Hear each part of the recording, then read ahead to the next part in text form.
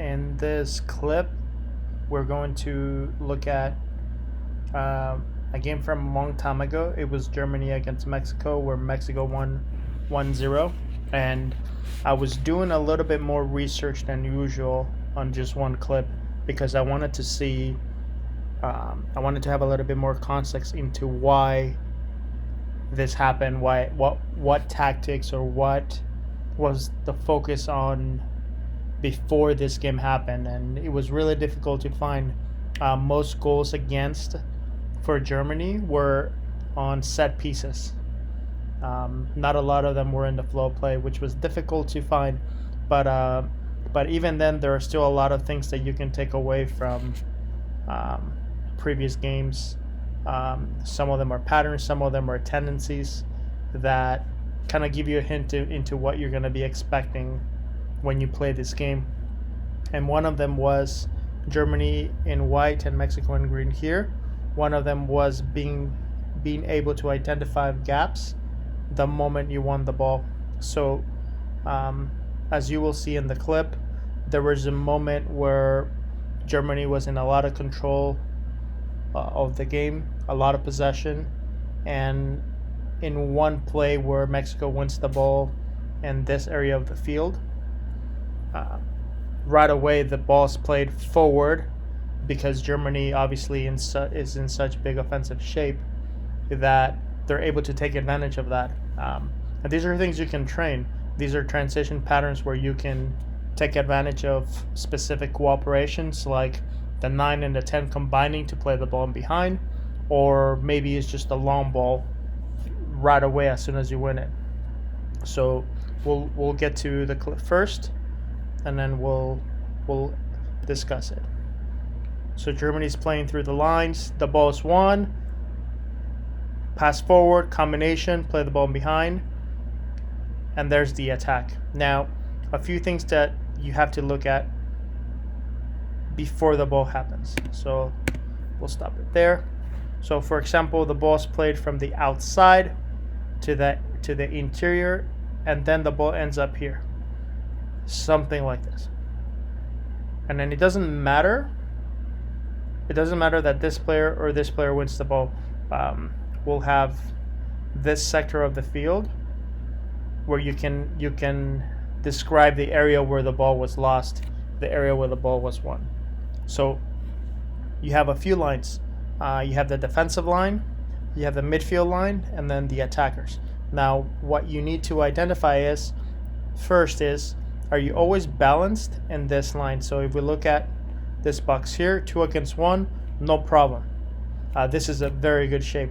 The second one is, in the second line, are you in a good position to defend the counterattack? Now, what happens is the ball is won and the ball's played vertically here to this area. Okay?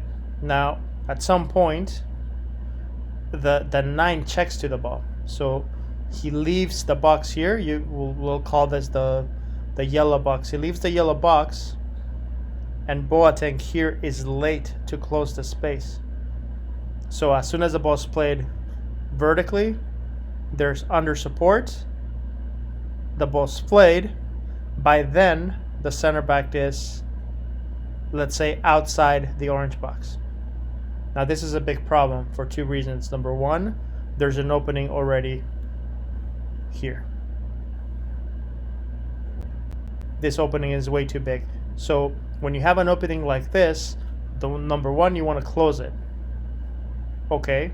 The second one is, are there runners from a second line? For example, as the ball's played and the 9 checks, he moves a player. He moves a player, and now this player here, the ball carrier, the one that plays it through, somewhere here, he's from a second line. He's also from a second line.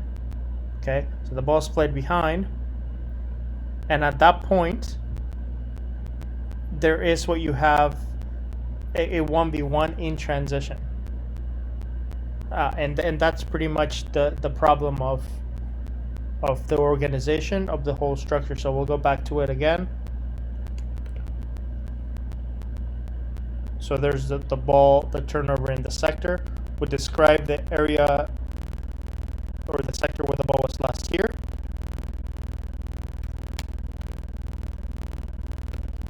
So we talk about the orange box, right? The orange box being here.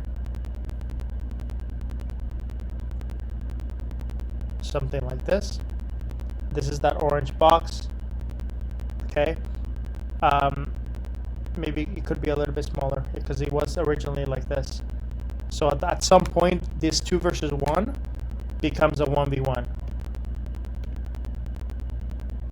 This is a 1v1. Now, right before that,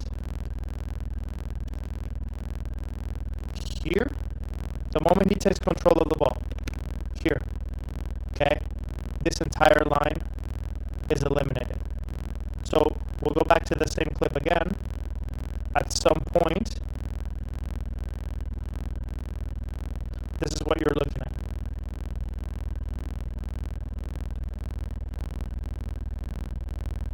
Sorry, I mixed up the numbers here. This is what you're looking at. Even if they're close enough, you have this entire line already eliminated, which is the problem. This player, it doesn't matter if he steps here, he's wide open. If he covers here, now he's wide open with the ball. And before this happens, you want to be able to position yourself in a position where in your defensive line, you have a 2 versus 1 or a 3 versus 2, depending on how many 9s they have.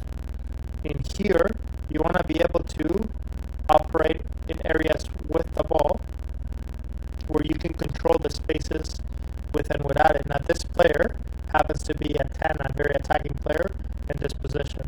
That's also why the moment the turnover happened, he runs and he's not able to pick up. He's not able to react and identify that has to be his man. That has to be the man that he needs to track. So that's another problem, and that's the way you want to be able to set up your structure so that in the moment you lose the ball, you're well balanced. I think I focused a lot on this one particularly in this line, but the balance has to occur in every line, in every midfield line. So that is it.